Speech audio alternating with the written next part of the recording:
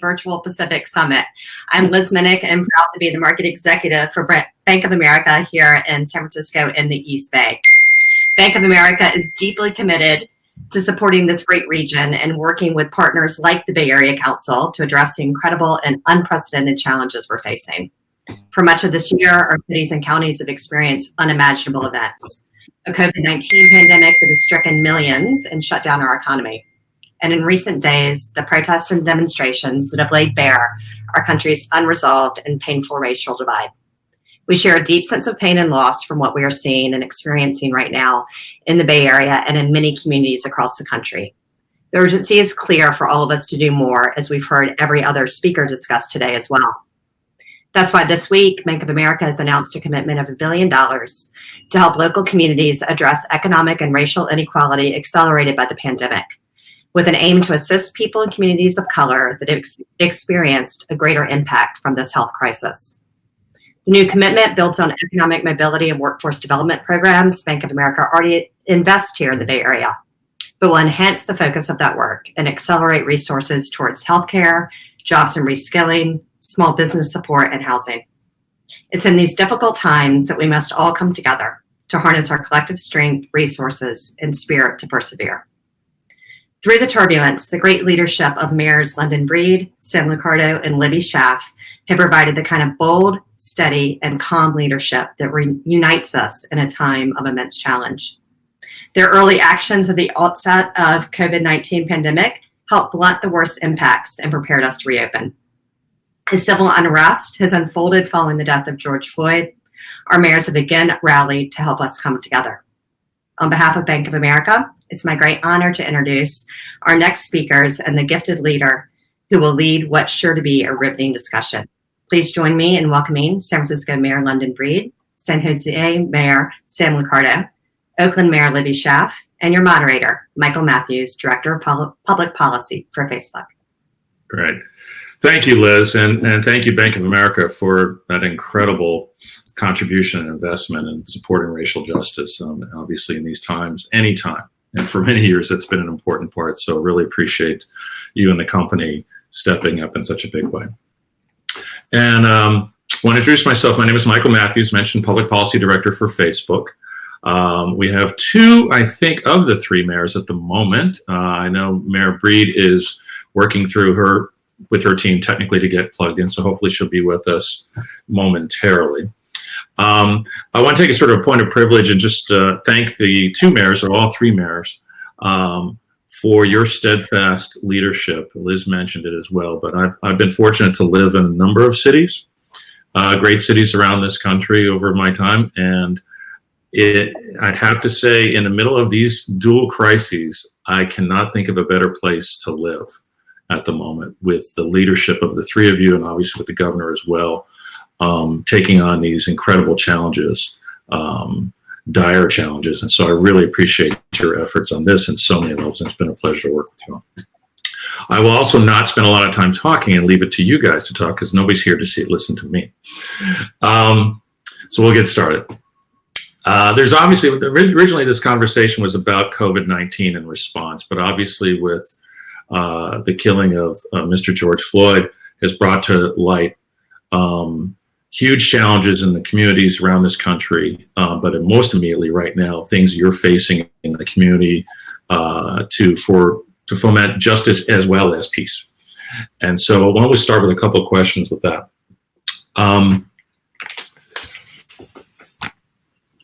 So obviously we've seen over the past week, lots been going on and turned the cities upside down with anguish and outrage over the horrific killing of Mr. Floyd. Can you talk briefly about how your cities have been responding and what some of the challenges you've been facing? Why don't we start alphabetically by city? We'll change it up. But right now we'll go with Mayor Schaaf first. Sorry, Sam. Great. And Michael, I always love listening to you. You are a very wise and leader here in the Bay Area, and I thank you for all your service, and I know more to come. It is unprecedented. We are deep in a triple pandemic of racism, COVID-19, and economic shutdown. And in my entire life, I have never seen anything like this.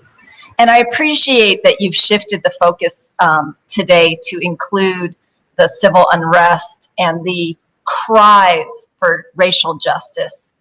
And I guess if there are two things I want people to leave with, equality is not equity.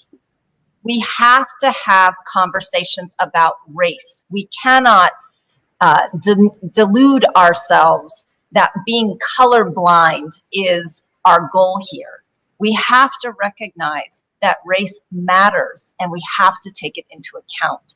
And in government, we've been somewhat hamstrung over the last several years by Prop 209. It is really time to re-examine things. If you treat everyone equally without recognizing how many obstacles, how much discrimination is already keeping people from starting at a very different level, you have completely missed the point. And so that is one realization that I hope is coming from this. And with regard to policing, it is about more than bad apples. This bad apple thing is a distraction. Yes, we have to have zero tolerance for racist police. We have to have zero tolerance for police who are so disrespectful of human life and dignity. We must have systems that weed them out and don't ever let them come into this profession. But it is much, much bigger than individual action. It is about culture. It is about practices and policies that for generations are producing hugely disparate outcomes based on racial groups. And to recognize that it is not just about the explicit racists. It is about systems. It's about subconscious or implicit bias that everyone has. And it is about these systems. I'll give an example because California has started to recognize some of these things. California recently did away with the felony murder rule. If there are lawyers out there, you might remember that from law school, even if you're not a criminal lawyer, because they recognized that this had such a disparate impact on people by race. The idea that if you were engaged in a theft, a theft of property, but in the course of that, someone actually died, that because you have been committing a different felony crime, that you were then responsible for murder, for the loss of life.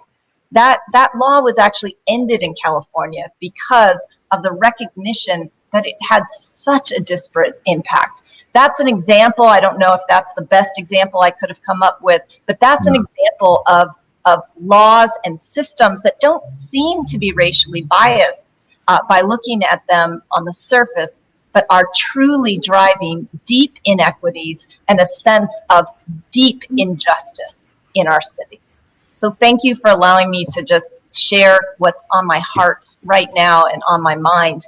This has been an unbelievably painful time for those of us who are committed to justice, to the promise of democracy for our cities. Thank you. No, thank you for elaborating. That's hugely powerful and helpful. Mayor Liccardo, same question. Michael, I also want to echo Libby's thanks for your leadership and service, particularly around affordable housing issues, where you've been such a great champion, and particularly moving many of our corporate leaders in that direction. Really appreciate your work. Look, the murder of George Floyd at the hands of the police has exposed a very deep wound in our society, in each of our communities. And I think Libby's points are very well taken.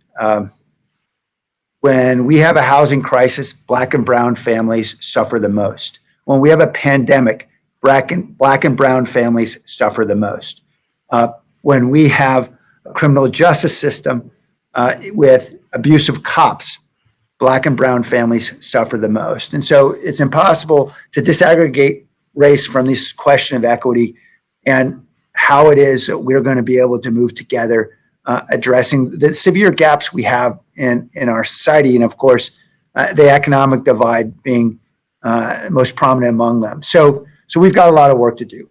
I believe there is opportunity in this crisis. I believe we are starting to have those generative conversations, and hopefully we're going to give each other the space and time to be able to hear and listen to one another, because I know there's a lot of anger, and that anger is righteous, but we also need to hear one another. And, we're releasing a set of proposals now to really start to focus on, let's look very carefully at our use of force principles, for example, our policies. Not sure rubber bullets should be used in a crowded group in public. There's a lot of things we need to ask hard questions about, for example. And obviously, I know that many mayors throughout the country have taken on the pledge of the Obama Foundation to really look carefully at our use of force policies, engaged with communities of color deeply to understand how we may be and affecting people disparately. We've got a lot of work to do, but this is important work. No, very true. Is Mayor Breed on? I understand she may be on, being able to hear her. Give a second here.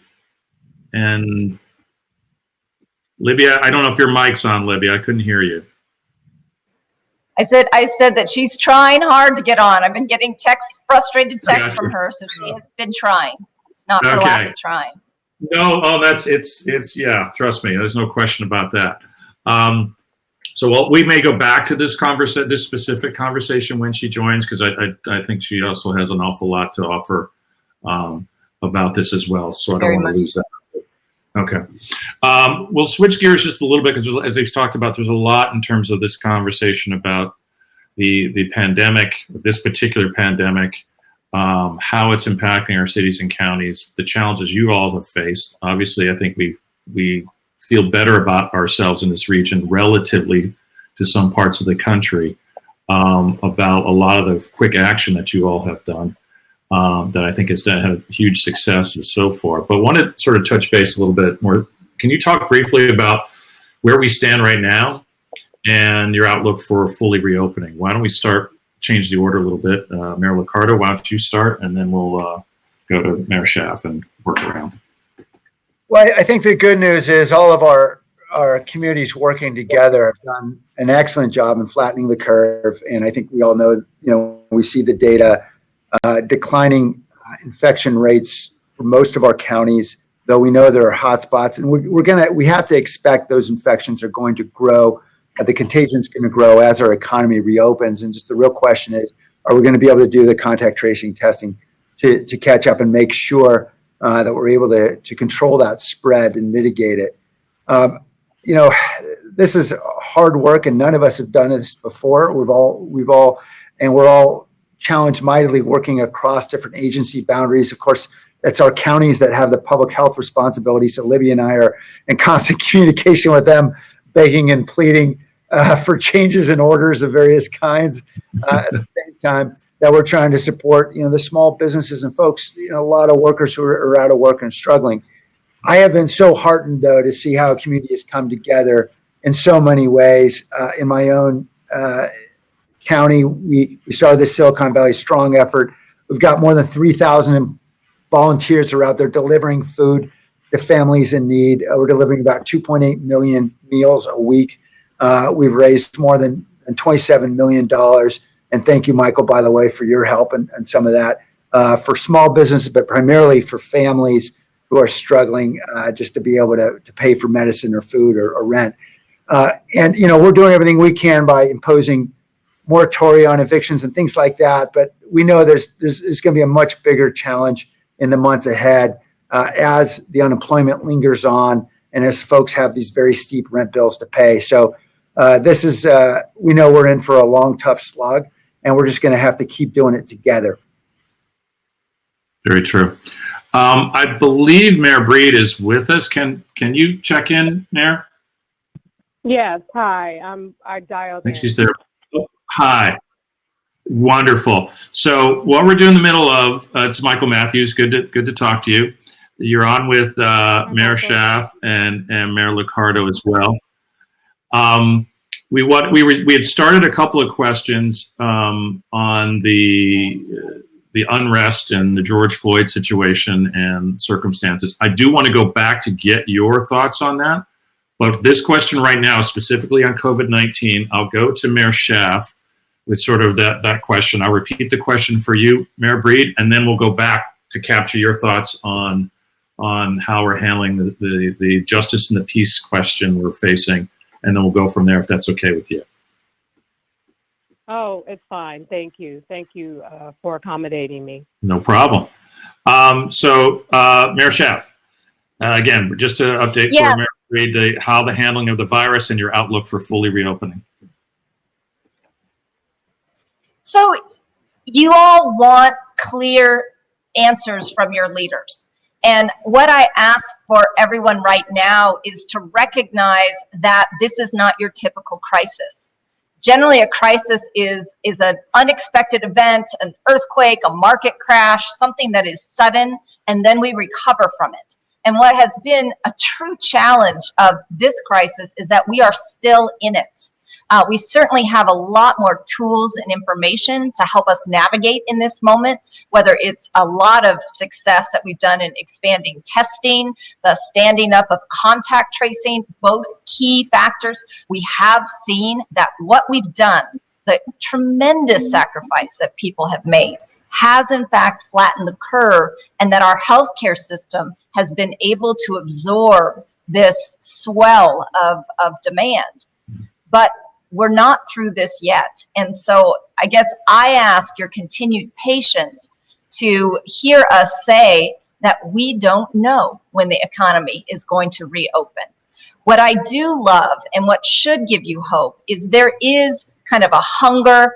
I like to say that this crisis has unleashed the most entrepreneurial bureaucrats as far as rethinking how we utilize the public right of way, getting rid of permitting requirements. I mean, there has been a real appetite to respond very nimbly, very quickly. Those are two words you don't always hear about government. And so that I think I'm very proud, at least of our organization, in how just fast and creative the response has been. And again, like Mayor Liccardo said, I think there are definitely some silver linings. I think there are some lessons that we're learning that we will keep once we've emerged from this. But we have to manage our expectations. We have to keep people before profits. And Mayor Liccardo referenced a reminder to folks that actually the mayors, I mean, Mayor Breed is in a little bit of a different situation because she is both a city and a county, the only one in California, by the way, with that distinction. The rest of us, this is a moment where your politicians are following doctors' orders. This is a moment where our health professionals who are not politicians are actually making the calls, and that's how it should be. And it's hard for us to welcome that, but it is what we must do in this moment. We are continuing to collaborate and have good exchange of information, but I, for one, am very frightened about what we're going to see in 2 weeks. We've seen huge numbers of gatherings, right? We've seen people together because of these demonstrations. And we're very worried to see what that's going to look like in our emergency rooms in 2 weeks, and a potential bump in COVID cases. No, it's hugely important. Mayor Breed, if you want to talk about the same question on sort of the COVID-19 and reopening, your thoughts on that. And then if you want to pivot from there to as I mentioned, going back to having your thoughts on the other crisis we're having in terms of public safety and justice, or that's emanated from the killing of George Floyd, and how you're dealing with that. Yeah, it's definitely been a very difficult time, especially for mayors across the country, not just because of what we see happening around the protests stemming from the frustration that people have around seeing people lose their lives at the hand, African-American men in particular, lose their lives at the hands of law enforcement in a way that we have seen over the years. But for whatever reason, George Floyd and what happened there really sparked just outrage that I've never seen before. And as difficult as this has been for all of us, I am grateful that people are finally starting to really pay attention to this. Because what it's doing for me personally as an African-American woman, as someone who's unfortunately, not only my cousin was killed by the police in San Francisco in 2006, but other young people that I had a hand in raising and supporting in the community. I've had situations where that occurred. So it's bringing back a lot of painful memories and frustrations around justice and the need for us to really not only focus on significant reforms in our police department, but more importantly, to make sure that we are rooting out people who are racist, officers that have a problem with people because of their race, their religion, their sexual orientation. And we don't have the luxury, especially with what we are seeing, the civil unrest. People are tired of it. And I'm glad that other non-African Americans are finally, paying attention like never before, that, this is something that we are going to have to grapple with, and we're going to have to make aggressive changes. And I think part of the biggest challenges that we face in making those changes, because we've been working on them for years in San Francisco. You all know about the campaign around 8 Can't Wait that's been circulating. Well, we've already done all 8 in San Francisco with our advocacy and the work we've done, especially getting rid of the chokehold. And the biggest challenge for us was the Police Officers Association. So I think that there's a sincere desire to want to see change. And I want to also say, from so many officers, there's a sincere desire for them to want to see change within their departments, because many of them are serving because they want to serve in this capacity. They love what they do. They love the community, and they love to do what's right. But unfortunately, you have a number of officers that make it difficult for all of them to effectively do their jobs. And this is just an example of that. So it's really hurtful, because I'm trying to process all this personally. It's painful, and also trying to manage and run a city and to make sure people are safe, that we don't have violent situations, and doing all that.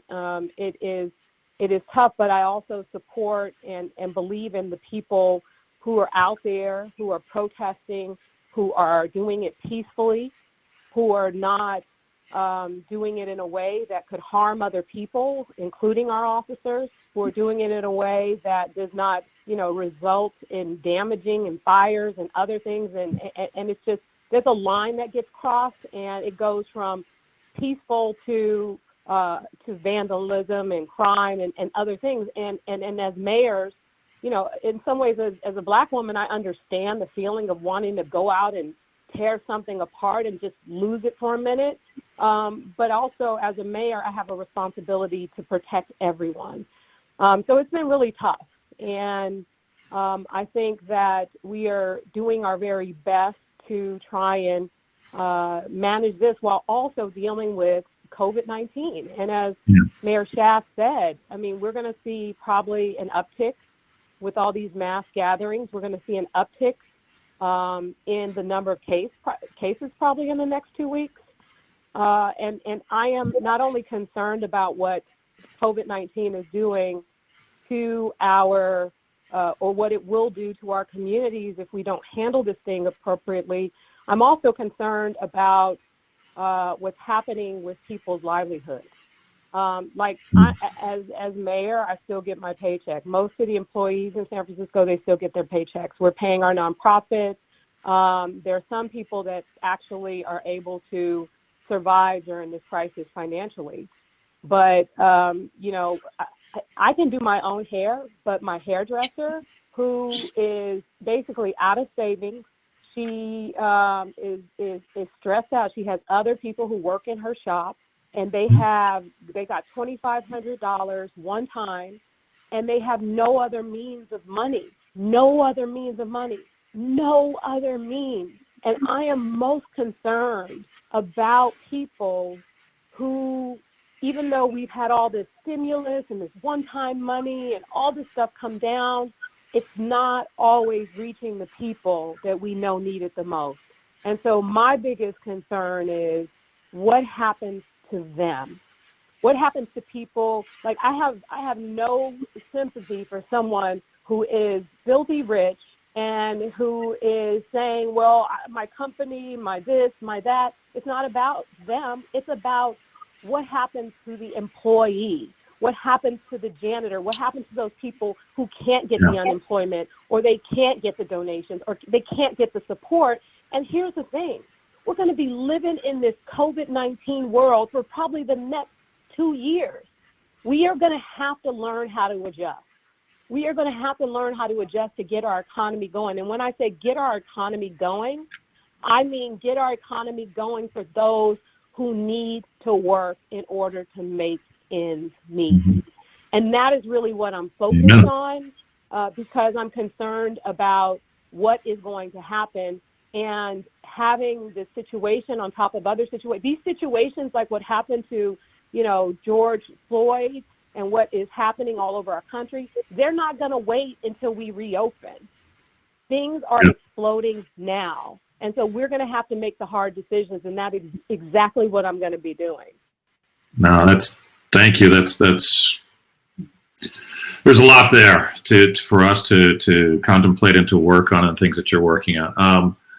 I'm going to pivot slightly, and we'll go with Mayor Schaaf, but obviously, and then Mayor Breed, and then Mayor Liccardo. Related, but it's something that you've all been working very hard on even before COVID-19, was homelessness and the huge challenge we're facing in the Bay Area, and have been for some time. We've seen the impact of the virus on the unsheltered residents, of course. And are there things we've learned that might help us address the homelessness in the long term? That may or may not be related to COVID, but in this whole crisis that we're in. Mayor Schaaf, why don't you start? Well, thank you. So one thing to tie kind of these various issues together, one thing that we've known, but we're really trying to lift up, is the connection between homelessness and structural racism, and how we have to adjust many of our service models to take better account of that racism. And I'll give you an example of a change that we're working on implementing right now based on our race equity analysis of homelessness in Alameda County. We have many programs that offer someone emergency assistance if they're at risk of losing their housing, but you can only get it one time. So if you have accessed a program like that in the past, you can never use it again. You just have to go out on the street. And to recognize that racial discrimination does not go away after one time.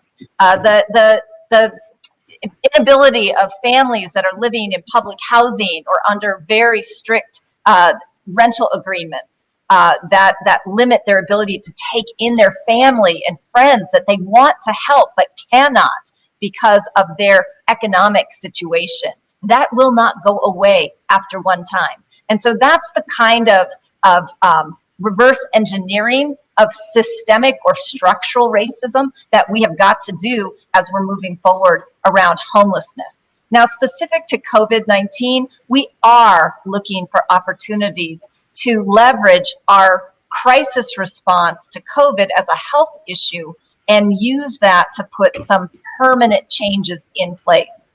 And that is things like when we as mayors all fought to have a first right of refusal in the FEMA approved lease for the hotels and motels that are being used for emergency housing during the health crisis. We fought to make sure that there was a provision that allowed us to at least try and negotiate a purchase of those hotels and motels once the health crisis is gone. Similar in Oakland, we received 91 trailers from the state of California.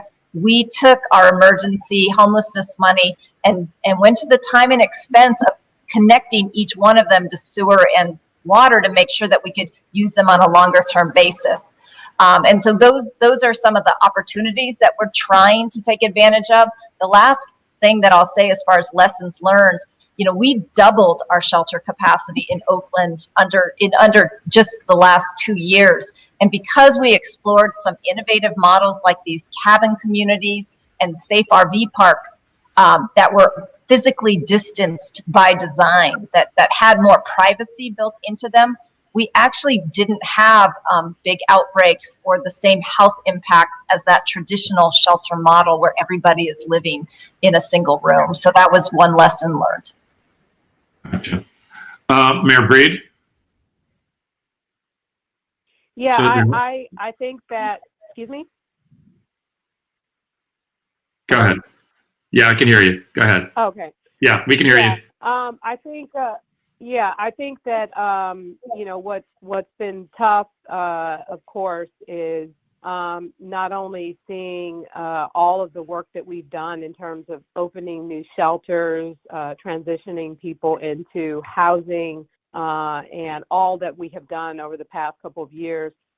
We saw it definitely go backwards, and as Mayor Schaaf mentioned, the cabin communities and the ability to have people separated from one another definitely was something I know that was very helpful in Oakland, and it is something that we are looking at to change here in San Francisco. We've been able to get a hold of get over 1,000 people into hotel rooms. We have gotten the same trailers that they got in Oakland and other parts of the state, 120 trailers that we have been able to move people into. We are exploring the cabin communities because we've seen tents pop up on our sidewalks and all over the city. We've set up a number of safe sleeping sites with restrooms and hand washing stations, and we've done pop-up testing and a number of other things. We've had to, unfortunately, empty our shelters for the most part because the congregate living settings were problematic for not only the people who were housed there, but also the staff.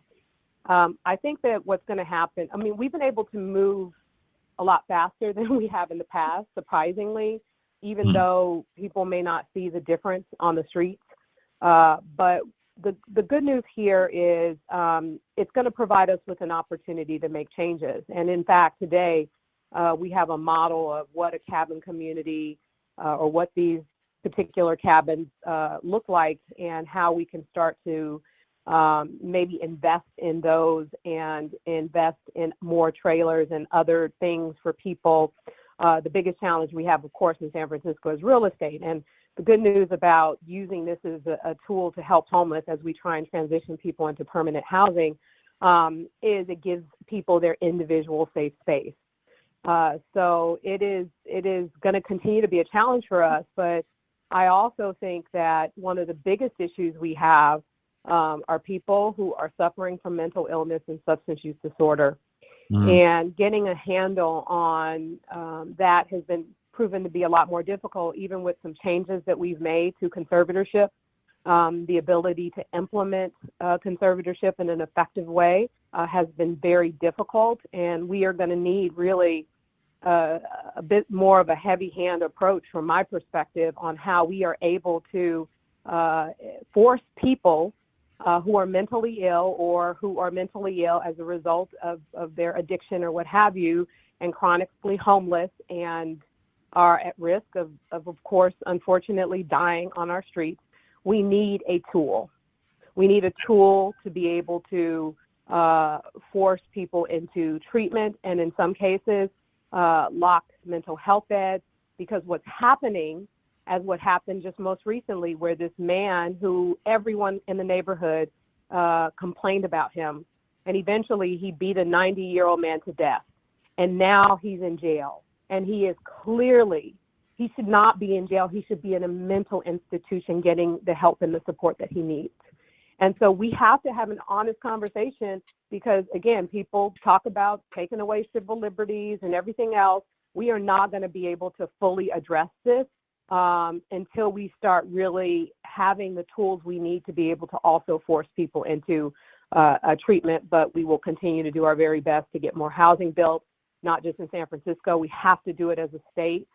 We have to provide easy access into affordable housing for people who are struggling and may not be able to manage their own life affairs. And so we just have to start incorporating this in what we do and not assume that every grown-up has the ability to take care of themselves. This has to be a natural part of what we do to try and address this issue. Absolutely. Mayor Liccardo, same thing to you, and I'm going to do a follow-up question for you to take up the next round on this. So I'll give them both to you. So it's the homelessness, but then I want to touch base on the broader, I shouldn't say broader, but the economic damage that we're facing in budgets and what you're all addressing in cuts and revenue and other fun things that you all are facing. So I've seen they're somewhat related. So why don't you take those two, the homelessness and that, and then we'll go back to the other two mayors. When do we get to the fun questions? I know. No, I just want to say first, Mayor Breed's absolutely right about the need to finding different approaches to dealing with mental illness and particularly drug addiction related to methamphetamine. It's producing a lot of behavior out there that's of serious safety consequence, certainly to the individuals themselves, but also to others. And we need new approaches. I just want to, going back to the base of the question, I think what this emergency has taught us is how to move quickly when we can get the rules out of the way. And hopefully, I think, and I know this is true because I've had these conversations with Olivia and Lund and many other mayors, it has been somewhat liberating. We are able to get an awful lot of folks housed at a far faster rate than we ever were before, more than 1,100, I think, in shelters of various kinds, some public, some motels and so forth, and nearly 500 into permanent housing as well. And what is particularly helpful is the ability to move quickly to either acquire motels or to build housing at a rate we never could before. And I think Governor Newsom and their team were brilliant in inserting some magic language in a recent allocation of funding we got in January, which was, it had a CEQA exemption, that is, exempted us from going through the Environmental Quality Act for these very rapidly built transitional or emergency housing developments where we can use prefab and modular kinds of construction and build relatively cheaply and very quickly. So at, for example, $40,000 per unit, we're building right now 3 different projects, each one of them about 4 weeks it takes to get these things built. We're going to get about 500 people housed this way. And it's taking us 4 weeks, what would otherwise take us 4 years. And that is because we are able to move very quickly by waiving a lot of rules at the city level and having that exemption at the state level. And I think we need to seize this opportunity in this crisis to really continue to drive forward, recognizing there is value in being able to move nimbly in a crisis where we've had such a challenge getting any traction. And so obviously it doesn't always endear you to the neighborhoods where this gets built. They may be recalling me soon in my position as mayor in a couple of neighborhoods, but this is what we got to do, right? And this is critical. And then the issue of the budget, we're all struggling mightily. The 3 of us were just on a phone call with Speaker Pelosi talking about what we hope will be a HEROES Act after the CARES Act that will do wonders, I think, for a lot of local communities to keep us keeping the wheels on. I think in San Jose, we're going to be okay, not great. We're going to be okay this year. The brutal time is going to come next year and the year after because we know recessions have multi-year impacts on budgets. It's a 3 or 4 year slug. And it's really in those successive years where you don't have federal money falling from the trees. And you got to figure out a way to keep firefighters employed. That is the real challenge. So for now, we're okay. Really tough decisions in the months ahead. Okay. Mayor Schaaf, budget cuts and challenges on governing. Yeah, I know. When are you going to get to the happy questions? I promise there'll be one. I presented my city budget about 2 weeks ago. In fact, 2 weeks ago today, that cut $122 million out of our 1.6 billion annual budget. Although some of that 122 million had to be cut out of the current fiscal year. I say over 14 months, I had to cut 122 million. I will say that I'm grateful that 5 years ago, I instituted a rainy day policy for the first time in Oakland, and that alone probably saved 100 jobs. And so I'm pleased that by suspending some wise fiscal policies, suspending, not eliminating, we should be able to make that monumental set of cuts with minimal impacts on your services, as well as preserving our commitment to equity. I know I'm raising the issue of race once again, even in budget decisions, because we have to start addressing racial inequity in everything we do, and that includes the city budget. And London Breed, I want to commend you for an announcement that you made recently regarding budget priorities. We've worked very hard to make sure that particularly the services that make the biggest difference in our neighborhoods that have often felt forgotten by city government. We're one of the first cities that actually took race equity into account in deciding which roads to pave. So again, everything we do has got to start making up for the wrongs that we have committed in the past. But I am pleased, again, creative, nimble city employees, same in our finance department, that we're able to, with a series of hopefully labor concessions, some freezes of vacant positions, some spending cuts, and suspensions of wise fiscal policies that I intend to put right back as soon as we get out of this. We should be able to get through this without a huge impact on the people. That's right. Mayor Breed. Yeah, I think that, similar to what Mayor Shaft is proposing in terms of money that we haven't spent yet, especially on positions we haven't filled, things we haven't done. We're talking about, even in this current fiscal year, after I've already signed the budget, a $250 million deficit that we are trying to close. And the goal that I had from day one is to do so without cutting any jobs, because this is so, I know, challenging for so many people financially right now. The budget conversations for next fiscal year, where we're talking about anywhere between 1.1 and 1.7 billion dollars, that money has to come from somewhere. We have lost and will continue to lose significant hotel tax revenue, convention and visitors, and a number of other tourists and things that we rely on for our budget. A number of people are having real challenges around paying taxes and fees, especially our small businesses. So I think it is going to be hard for us. And we are going to do what we can to make sure that we hold on to those important programs that serve the community that we know we desperately need. And in fact, if we can, enhance those programs so that especially our kids and kids who are living in some of our low-income communities, we don't want them to suffer in any way because of this. So we have to be very deliberate about how we make adjustments, even within our deficits and what we're dealing with. So we're going to do the best we can. And I will say, and I've said this to folks before, look, when I first got on the Board of Supervisors, we had about close to an $8 billion budget, and now we're over $12 billion. And we've been through challenging times before. And this is an opportunity for us to, make some hard choices and to really get through this. And it's gonna probably be painful for all of us. But I'm optimistic about our ability to do so. And it's going to be really hard for us, and we can't sit back and think that the federal government or even the state is going to come through for us. We hope that they will, but we as cities, we can't rely on that. Our constituencies they're counting on us. They're reaching out to us on a regular basis, and so we're going to have to deliver for them. Gotcha.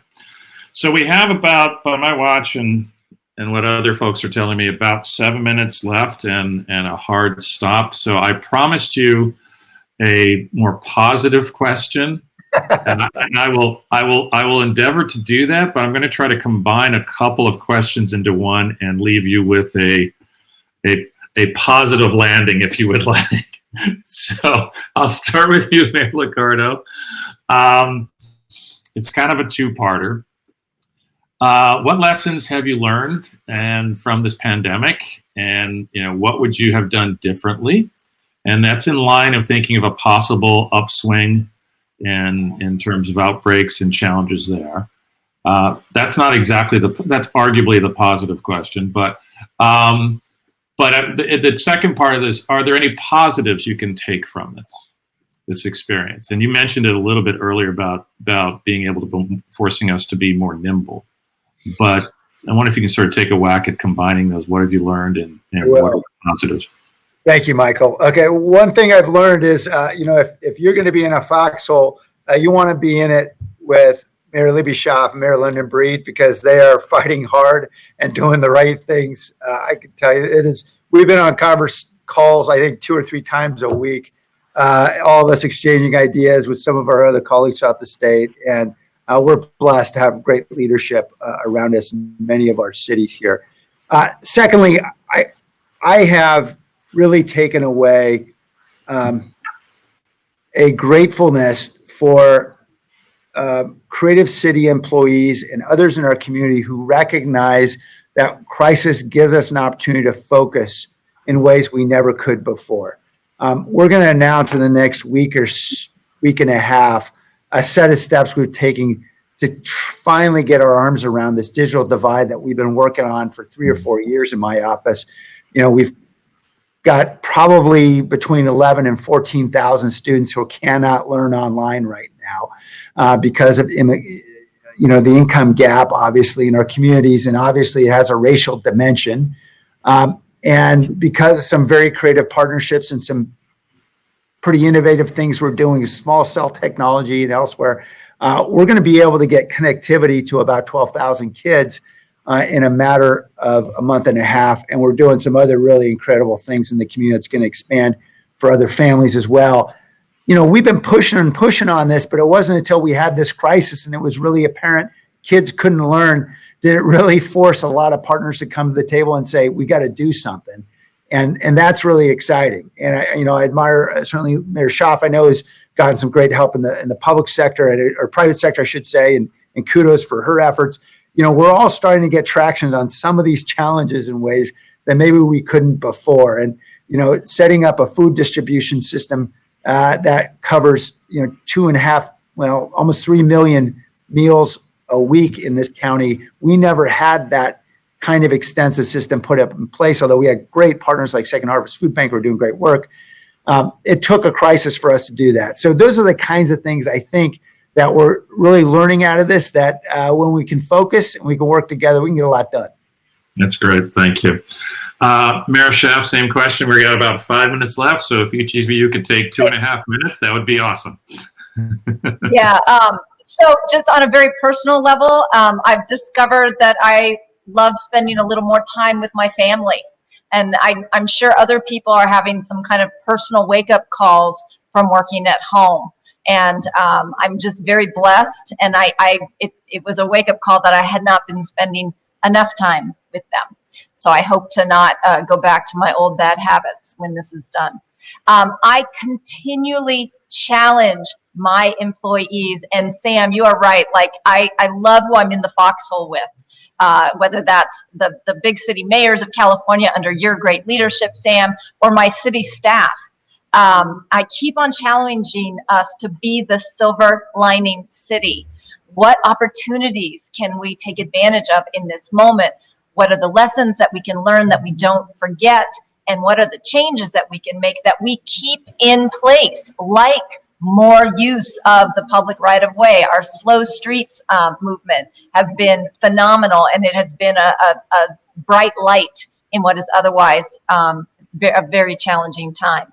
And then the last thing I'll say, and maybe I don't know if this is a good analogy or not, but the last week has been unbelievably painful. I mean, Oakland is a city that has a rich history of fighting for racial justice, and we have so much more work to do. The pain, the destruction, people, tearing up your city is like tearing out your soul to a mayor. Like we live for our cities. And I just have to hope that this is kind of like the experience of childbirth, where you are going through the most unbelievable, painful, flesh-tearing experience. Sorry to be so visceral. And in the end, the product is something that brings you to a whole different level of love. And that is just my wish.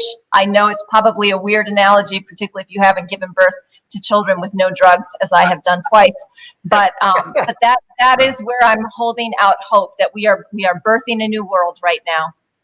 Yeah, thank you. Beautiful. That's beautiful. Mayor Breed, can you bring us home? Well, I think Mayor Liccardo and Mayor Schaaf said everything that needed to be said. I mean, I will tell you, the thing I have definitely appreciated the most in this whole thing is being able to work with incredible leaders like them and other mayors all over this country. We have depended on each other. We have gone to one another for advice. I mean, the rent moratorium, I got that from Mayor Liccardo in San Jose. And to have these incredible leaders and to not feel like you're alone in addressing this very challenging time, it is really what has gotten me through. And I know that this is a hard time for all of us, but we've been through hard times before. And what gives me hope is the analogy that Mayor Schaaf mentioned is probably one of the best I've heard. Yeah, it is. Although it may, as he said, seem awkward, but the fact is we are hoping that this pain, that this suffering, that the challenges that we are experiencing now are not in vain, that we will see an even more beautiful product after we go through this. And I believe that that's going to be the case. I believe there will be change. I believe that people will look back on this experience and really appreciate what comes out of it, because I'm appreciating my friends more. I'm appreciating my staff more. I'm appreciating the city more like never before because of this experience. And so I think that is probably what we are going to get. And so we just all got to hang in there and do our very best to uplift and support one another through this process. It's wonderful. Thank you. We're at time. Thank you, all three of you, for the answers that you had, the thoughtfulness, your leadership, and also finishing this on a positive note. Again, thank you, Liz and Bank of America, for your incredible support for racial justice and equality. And I also want to thank the Bay Area Council, Mary, Jim, John, and the entire staff for putting this on and for having us. So thank you all, and hopefully everyone has a terrific weekend. Thanks, Michael.